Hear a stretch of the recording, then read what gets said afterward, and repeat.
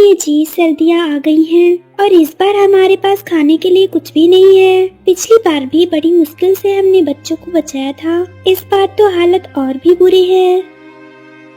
हाँ मिठी, तुम सही कह रही हो। ठंड इतनी बढ़ गई है कि उड़ान भरना भी मुश्किल हो गया है। लेकिन जी, हमारे बच्चे भूखे हैं और हमने जो भोजन इकट्ठा किए थे वो अब खत्म हो चुके हैं।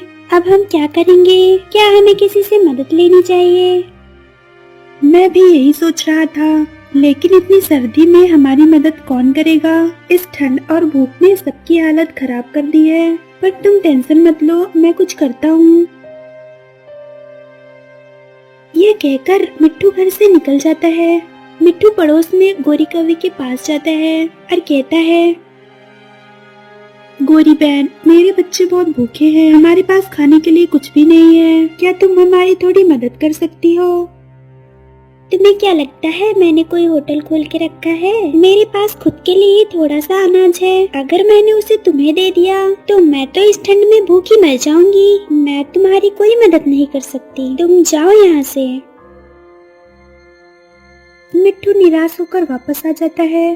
फिर वो बुलबुल चिड़िया के यहाँ जाता है। अरे मिट्टू भाई, तुम इतनी ठंड में यहाँ क्या कर रहे हो?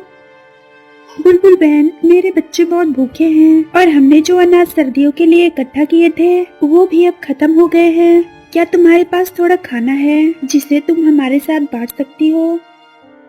आप तो जानते हो मिट्टू भाई, मैंने अपने लिए ही मुश्किल से कुछ दाना इकट्ठा किया था, पर वो भी अब खत्म हो गया है। मैं चाहकर भी आपकी मदद नहीं कर सकती। कोई बात नहीं बुलबुल बहन, आपने हमारी मदद करने की सोची, हमारे लिए इतना ही बहुत है। यह कहकर मिट्टू वहाँ से चला जाता है। हर जगह से निराश होकर वह घर लौट आता है। क्या हुआ जी, आप कुछ खाने के लिए लाए? नहीं मिठी, किसी के पास हमें देने के लिए कुछ भी नहीं है। सुनिए जी, अगर ऐसा ही चलता रहा तो हम सब इस ठंड में भूखे मर जाएंगे। मिठी, तुम ये कैसी बातें कर रही हो? जब तक मैं जिंदा हूँ तुम सबको कुछ नहीं होने दूंगा।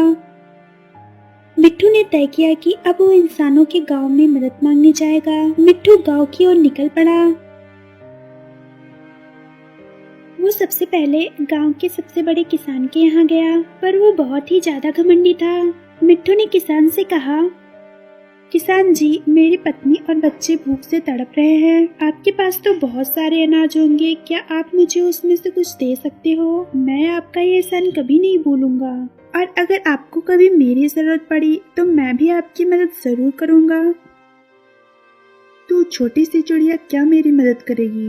भाग जाओ यहाँ से, मेरे पास फालतू अनाज नहीं है तुम्हें देने के लिए।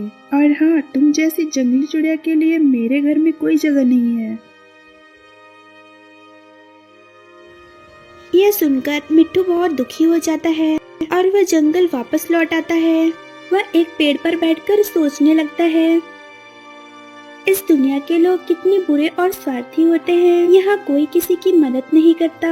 अब मैं मीठी और बच्चों को क्या मुंह दिखाऊंगा कि मैं उनके लिए खाना भी नहीं ला पा रहा। ये सब सोचकर वो रोने लगता है। तभी उसे किसी के चिल्लाने की आवाज सुनाई देती है, ओए माँ, मर गया रे, बचाओ बचाओ, कोई है? मिट्टू उस आवाज को सुनकर पीछा करता है। वह थोड़ी दूर जाकर देखता है तो एक कबूतर वहाँ घायल पड़ा होता है। वह जोर जोर से चिल्ला रहा था, भाई, तुम्हारी ये हालत कैसे हो गई?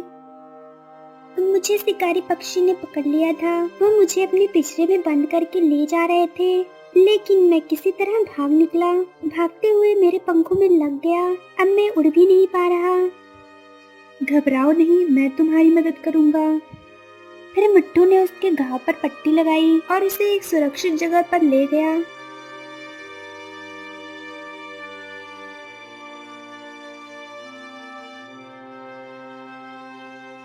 क्या बात है, तुम इतने परेशान क्यों लग रहे हो?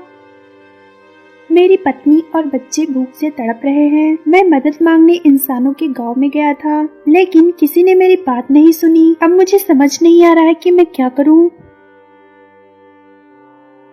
बस इतनी सी बात। मैंने एक जगह देखी है जहाँ इंसानों ने बहुत सारा अनाज जमा किया हुआ है। तुम कहो तो मैं तुम्हें वहाँ ले जा सकता हूँ। पर तुम ऐसी हालत में वहाँ कैसे जाओगे? अब तुम मेरे दोस्त हो, मैं तुम्हारे लिए इतना तो कर ही सकता हूँ। बस तुम मेरे उड़ने में थोड़ी मदद कर देना। फिर मिट्टू ने उसे अपनी पीठ पर बिठाया और दोनों उड़कर उस जगह पर पहुँच गए जहाँ इंसानों ने अनाज का भंडार जमा किया था।